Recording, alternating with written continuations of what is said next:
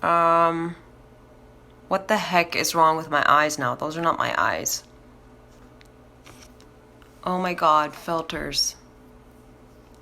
Hashtag no filters.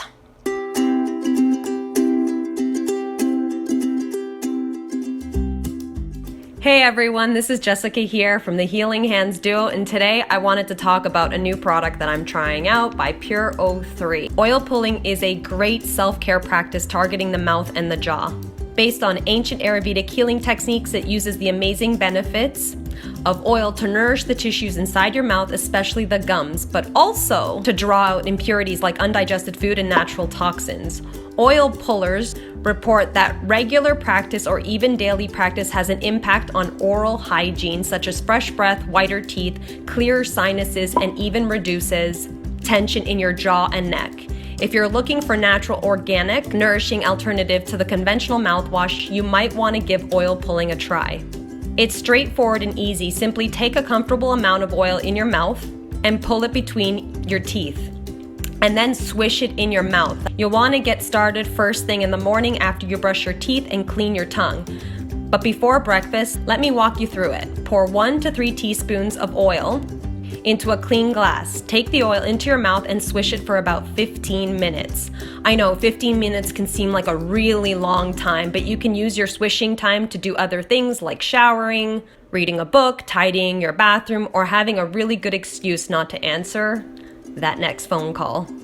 Some people say that swishing for this long can be difficult, so don't be discouraged if that's you. Just work your way up by adding a couple of minutes each day. Eventually you'll be upward of 15 minutes in no time and wondering where the time went. While you're swishing, the oil will start to mix with your saliva, making the oil thinner and your mouth feeling fuller. This is totally normal, and if it feels too uncomfortable, you can spit out a little bit and keep going. Try your best though not to swallow the oil. It's not going to do you any serious harm, but all those nasty, really nasty toxins and debris are retained in that oil, and we're trying to get rid of those. So you don't want that stuff going back into your body.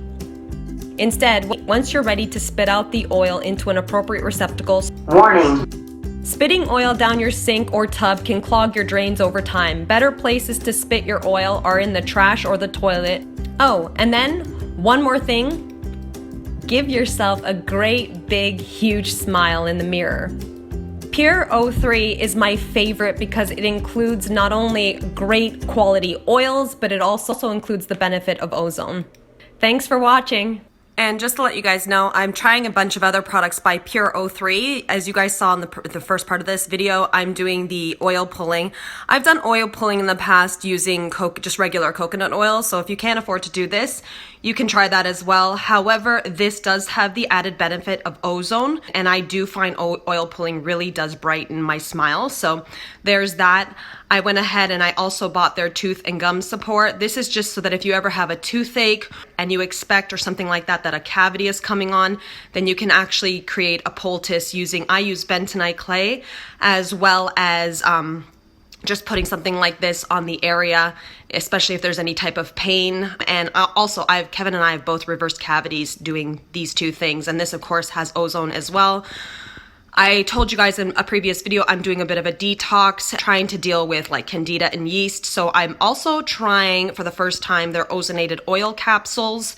However, guys, if you've never done ozone and you've never done a detox, please do take this very, very slowly. They recommend 2 capsules.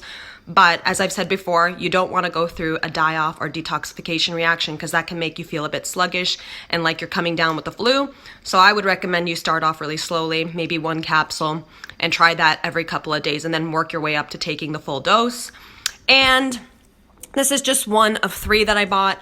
I'm also going to try the jojoba lavender clear skin cream. I am getting a little bit older, and I heard a lot of women ranting and raving about this ozonated jojoba oil and using it on their skin at night. Just because jojoba oil is a lot like this, it's similar to the oils that are already found in your skin. So ladies, if you guys have anything like aging skin, or if you have anything like eczema or psoriasis, I would definitely give this a try with the ozone. Ozone's obviously going to add a lot more oxygen back into the skin, so they say that it could really help with like skin things, like obviously if you had any type of a skin infection, but Also, if you had, for instance, fine lines and wrinkles, there are stronger ones, and I did purchase a stronger one for my body. I did the olive oil, and it even goes higher than that. They have, I believe the highest one is the hemp oil. So if you have like a skin infection or a fungal infection on your skin, then you're obviously going to want to try some of the higher doses. And I have a bit of this weird rash starting on my leg, so I'm going to be using the olive oil on that and seeing how that works out. So there's the new lineup. If you guys are interested in PurO3 and would like to try them out yourself, you guys can find their link in my bio. This is just a general description of each of the oils and what they can do for you. So the olive oil I've mentioned already. This one is naturally antibacterial. Olive oil can eliminate up to 99.9% of E. coli, plus it contains vitamin E to help fight aging and damage from free radicals.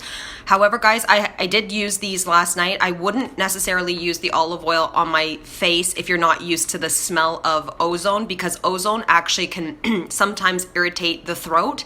So what I've done is I've been using the jojoba oil on my face, or if you need something even lighter, you could try coconut oil, which it can cause some acne if you have issues with that. So I would probably recommend jojoba. The other problem with jojoba is that some people do have some issues with that, so test spot it first. The olive oil I'm using on my body, like I said, I have a bit of a rash on my leg, so I'm trying it there, and my husband's going to be trying it on a little bit of a rash that he has on his stomach. So there's that. Then the next part is coconut oil. It's great for sensitive skin. Coconut oil is naturally hypoallergenic, neutralizes free radicals to minimize wrinkles and fine lines. Hemp is naturally antioxidant and anti-inflammatory with balanced fatty acids. Hemp oil is excellent for addressing psoriasis, acne, and eczema. The thing is, guys, if you're in Canada, unfortunately, I don't think that they can send their products here, their hemp products here to Canada. So you can get these, however, in the United States. The other thing I'm going to let you guys know is that if you are in Canada, the shipping is quite expensive. However, a small little container of this, you could get 2 ounces, or I believe it's 4 ounces, should last you quite a long time. So that's the upside, but the shipping, unfortunately, I'm noticing this with everybody that's shipping in right now, with all of my suppliers and my wholesalers from the US. The shipping and the customs fees have been nuts, so there's nothing I can do about that. The jojoba is great for balancing oily skin and reduces the appearance of wrinkles and fine lines. The jojoba oil is naturally antifungal and antibacterial. Again, so I know a few people who are, I noticed that a few people were mentioning that they're using this specifically for things like acne, and specifically for yeast, and specifically for acne scarring and stuff like that. So if that's something that you have an issue with, you might want to give this a go. I know I've said this in other videos on my YouTube.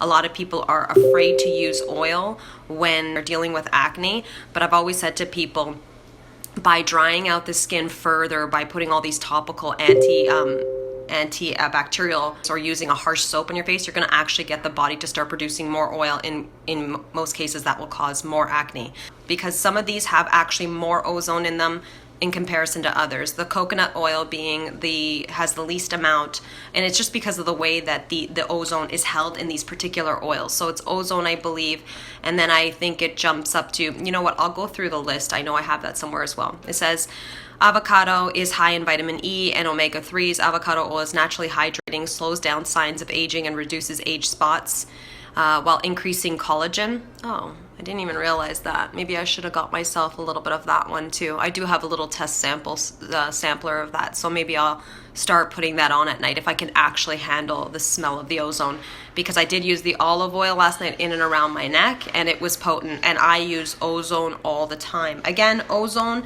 even putting it into oils, it was another invention of Nikola Tesla, and he was one that really promoted it, and honestly, the man was brilliant. So and as many of you guys know, we've been using ozone internally, externally, topically for many, many years now to help in the battle against infections and Lyme disease. Ozone in itself helps oxygenate the body, but is also just a natural, like I said, antibacterial, antifungal, antiviral. So this is what we used, as opposed to using pharmaceutical drugs to get rid of our infections that we had and our co-infections with Lyme disease, as well as using electromedicine and light therapy. So, of course, with a well-balanced diet, of course. Castor oil, they have that as well. It's popular in Ayurvedic practices. Castor oil is naturally antimicrobial and highly absorbent, making it great for skin infections and disinfecting wounds. And again, guys, when you're getting into things like the sunflower oil and the avocado oil or even the hemp oil, these have the highest amount of ozone, so they're going to have a really potent smell. A lot of people have asked me what ozone smells like. Well, it's almost like this really, some people will describe it as being a chemical smell because, like I said, it can kind of sometimes irritate your airways. And again, I wouldn't worry about that too much. The only way to really have ozone damage the lungs is if you're actually breathing it in a gas and it hasn't been filtered through an oil or a water or a proper ozonator. So you'll actually smell it right after a rainstorm. That's the way that the world just naturally cleans and clears itself. It uses a high amount of ozone to kind of clean the air. So when you go outside after a rainstorm, you'll smell that really kind of potent, fresh smell. The thing is, I always say it smells fresh to me. Some people actually say that smell almost smells like a chemical, especially if you smell it off of when you're using ozone. That's why I'm saying some people will be very, very, very sensitive to the smell of ozone. So when you're using, I would suggest maybe starting with some of the lighter ones first, like the coconut or, the jojoba and anything lower, and then working your way up if you're not used to ozone. So then the next one was the sunflower. It says it's an important oil for beauty. Sunflower oil is often used in anti-aging, anti-wrinkle routines, hair, skin, moisturizing, and preventing skin damage or scarring. So again, if you had a major scar maybe somewhere on your body, then maybe you would want to use something a little stronger like the sunflower oil. The thing about this company too is that Pur03, the reason why I really wanted to start using them, but unfortunately these two products were on back order, is that they do, again, you guys all know that I suffered with Crohn's colitis. They do suppositories, and I know that might sound gross for some people, but you can either do vaginal or rectal suppositories for things like ozone. You can do Rozone, which is rectal ozone too, which is supposed to help some of the inflammation in the bowel. So I have never done rectal ozone. I do have clients that have tried it, and I do a lot of topical, like I said, topical ozone, transdermal ozone, and like light therapy and all that. And I've always found that really helps my Crohn's and my colitis and bring down my inflammation, my CRP levels and all that stuff. So what I really wanted to try from them was their suppositories. They have a rectal, or you can use it vaginally, but if you're doing it for Crohn's, then you would use the rectal suppository. Vaginally, the reason why you would want to try something like ozone that way is if you're suffering with something like bacterial vaginosis, or if you're suffering with something like a yeast infection that's persistent, then you might want to try that as well. So I was going to go ahead and try to order those, but sure enough, they were on back order. So I had to wait on that. But I really want to be able to test out some of these products for like a month, and then I'll get back to you guys on all of them. But there's that. And then the other thing is that they're also now offering a probiotic, a rectal, a suppository probiotic. And again, the reason why I really got involved in this company, and there's another company as well. There's two. There's the Pur03 for the suppositories, and then there is the other company called Just Thrive, and I'll talk all about them in a couple of weeks. I actually have some products coming in from them that I want to try on myself first. By the way, every time I recommend something to you guys, I like to try it on myself first so that I'm not giving you guys bad advice. So the thing about the suppositories, however, though, is with a lot of my clients, a lot of us have such compromised GI systems, and our GI systems are so damaged, and digestion is so damaged. And what ends up happening is if you take a lot of probiotics by mouth, especially if it's not like a soil-based or a spore-based probiotic, a lot of that will die in the stomach. And not only that, a lot of it you won't be able to absorb properly or use these probiotics because the gut is so damaged and there's leaky gut and all that. However, that's why I want people to take probiotics, because it does really help to repair leaky gut, which is obviously very important in your health. But the thing is if you can't get them that way and you are finding you're having a major issue, then maybe there is a possibility of wanting to try this rectally. However, guys, it's probably gonna cause the same effect as if you were to take fermented foods or a probiotic orally. It may cause distension, die-off, bloating, and all that. So I tell people, I really encourage people, if you're gonna try this, because I haven't had a chance to try it, please do start very, very, very slowly and work your way up. That may mean maybe putting a suppository in once every several days, because you don't want to overburden the body with die-off, right? You want to make sure that as you're putting this thing in, you're flushing the body at the same time so that you're avoiding some of those uncomfortable symptoms that you get with a Herxheimer reaction. So anyway, or with the die-off of candida, or balancing out the microbiome. So there is that. I did read one of the comments below, and it said, because I have somebody I'm speaking to in Europe, this is a little bit more common with people who have severe Crohn's colitis and they can't seem to get any relief. What a lot of people are doing now, and I know this is going to sound gross, is people are getting what are called fecal transplants. So what they're doing is they're taking the feces of someone that is extremely healthy. It's obviously being taken to a clinic of some sort where they are able to solidify this matter.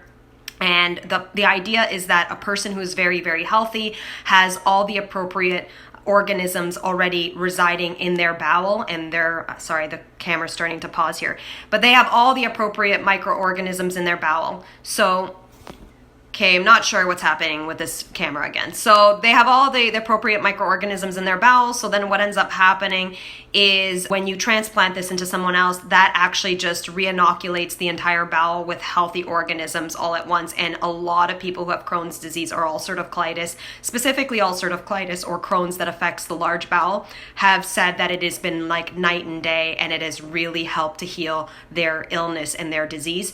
So the thing with these suppositories is that they have decided to go ahead and select several different, it's a broad spectrum here, but several different types of organisms that would hopefully act the same way. So there was a nurse, I believe, that was mentioned down below in one of the comments, and she specifically mentioned that she was involved in doing some of these with some of her patients, and that she was getting somewhat of a similar result by doing the suppositories. Again, is there any truth to that? I do not know. My Crohn's and my colitis, I was actually just talking to a client a couple days ago.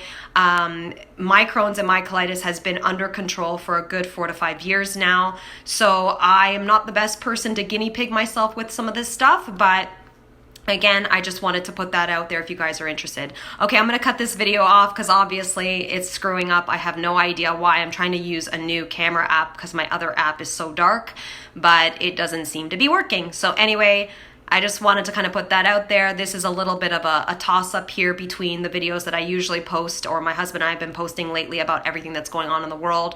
I do kind of want to get back to some of my original roots in health and wellness. And so of course, I will continue the other stuff as well on my Instagram channel. But anyway, another thing I wanted to kind of put out there is that I get a lot of questions through DMs and stuff like that. What I'm thinking about doing from now on, because I do take consults over the phone, guys. If you check my bio, I have a website. We do 1-hour consultations.